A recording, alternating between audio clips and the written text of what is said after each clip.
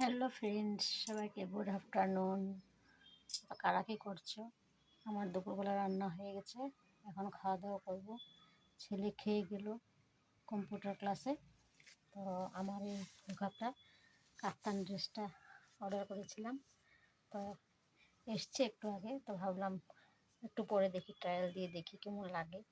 তো পরে একসঙ্গে একটা ভিডিও করে নিলাম, কেমন লাগছে কমেন্টে জানাবে। জিন্সের সাথে পরবো, এখন তো এমনিতে একটা লেগিংসের সাথে পরেছি, জিন্সের সাথে পরবো।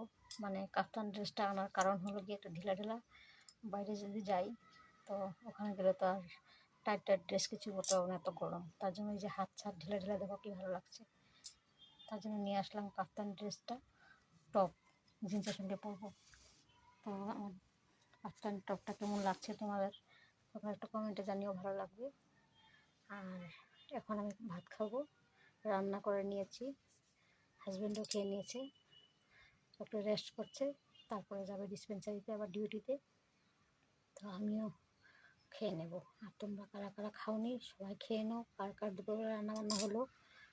আমি রান্না করেছি, ডিম তরকারি করেছিলাম, আর মাছের মাথা দিয়ে একটা ঘন্ট ছিল, বাস। একটা মাছের মাথা আমি খাবো না, ডিমও খাবো না, আমি একটু মাছ ফ্রাই দিয়ে খেয়ে নেবো।